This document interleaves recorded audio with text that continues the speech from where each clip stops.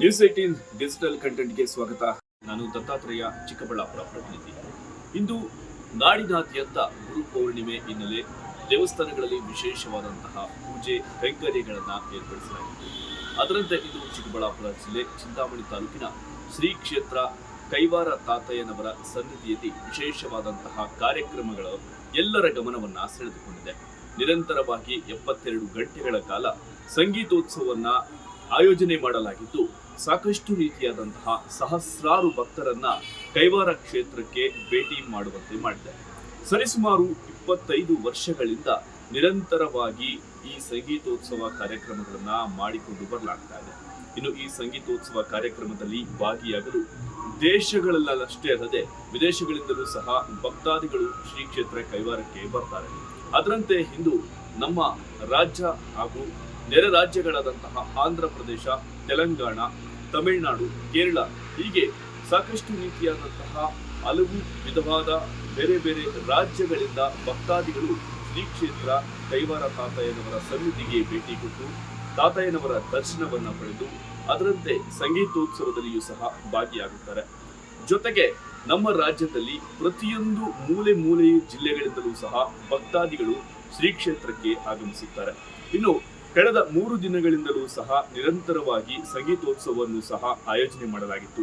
ಅದರಂತೆ ಭಜನೆ ಆಗಿರಬಹುದು, ಸಂಗೀತೋತ್ಸವ ಆಗಿರಬಹುದು, ಬಹಳಷ್ಟು ವಿಧ ರಸದೌತಣ ನೀಡುವಂತೆ ಕೈವಾರ ತಾತಯ್ಯನವರ ಕೀರ್ತನೆಗಳು ಹಾಗೂ ಭಜನೆ ಹಾಡುಗಳನ್ನ ಹಾಡುತ್ತಾ ಎಲ್ಲರನ್ನೂ ಸಹ ರಂಜಿಸುತ್ತಾ ಶ್ರೀ ಕ್ಷೇತ್ರ ಕೈವಾರದಲ್ಲಿ ಈ ಬಾರಿಯೂ ಸಹ ಪ್ರತಿ ವರ್ಷದಂತೆ ಗುರು ಪೌರ್ಣಿಮೆಯನ್ನ ಬಹಳಷ್ಟು ವಿಜೃಂಭಣೆಯಿಂದ ಆಚರಣೆ ಮಾಡಲಾಗುತ್ತಿದೆ.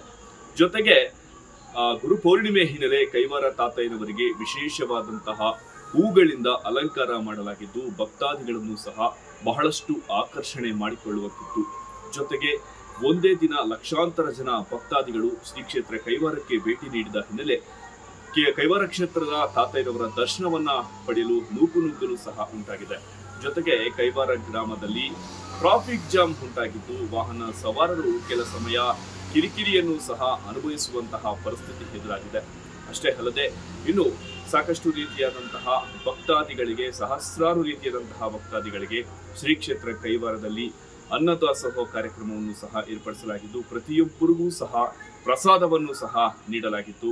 ಅದರಂತೆ ದೇಶದ ಮೂಲೆಗಳಲ್ಲಿ ಬಹಳಷ್ಟು ಪ್ರಖ್ಯಾತಿಯನ್ನ ಪಡೆದುಕೊಂಡಿರುವಂತಹ ಸಂಗೀತಗಾರರು ಸಹ ಇದೇ ಒಂದು ಶ್ರೀ ಕ್ಷೇತ್ರಕ್ಕೆ ಬಂದು ಸಂಗೀತೋತ್ಸವ ಕಾರ್ಯಕ್ರಮದಲ್ಲೂ ಸಹ ಭಾಗಿಯಾಗಿರ್ತಾರೆ. ಇನ್ನು ಕಳೆದ 25 ವರ್ಷಗಳಿಂದಲೂ ಸಹ ದೇವಸ್ಥಾನ ಶ್ರೀ ಕ್ಷೇತ್ರ ಕೈವಾರ ಮಠದ ಟ್ರಸ್ಟಿಗಳಾದಂತಹ ಜಯರಾಮ್ ಅವರ ನೇತೃತ್ವದಲ್ಲಿ ಈ ಕಾರ್ಯಕ್ರಮವನ್ನ ಬಹಳಷ್ಟು ವಿಜೃಂಭಣೆಯಿಂದ ಸಹ ಮಾಡಿಕೊಂಡು ಬರಲಾಗ್ತಾ ಇದೆ. ಇನ್ನು ಪ್ರತಿ ವರ್ಷದಂತೆ ಈ ವರ್ಷವೂ ಸಹ ಯಾವುದೇ ರೀತಿಯಾದಂತಹ ತೊಂದರೆ ಇಲ್ಲದೆ ಭಕ್ತಾದಿಗಳಿಗೆ ಎಲ್ಲಾ ರೀತಿಯಾದಂತಹ ಅನುಕೂಲಗಳನ್ನ ಮಾಡಿಕೊಟ್ಟು ಈ ಬಾರಿಯೂ ಸಹ ಗುರು ಪೌರ್ಣಿಮೆ ಹಿನ್ನೆಲೆ ವಿಶೇಷವಾದಂತಹ ಕಾರ್ಯಕ್ರಮಗಳನ್ನ ಆಯೋಜನೆ ಮಾಡಿ ಬಹಳಷ್ಟು ಯಶಸ್ವಿಯಿಂದ ಗುರು ಪೌರ್ಣಿಮೆ ಕಾರ್ಯಕ್ರಮಗಳನ್ನು ಸಹ ಮುಕ್ತಾಯ ಮಾಡಿರುವಂತಹದ್ದು.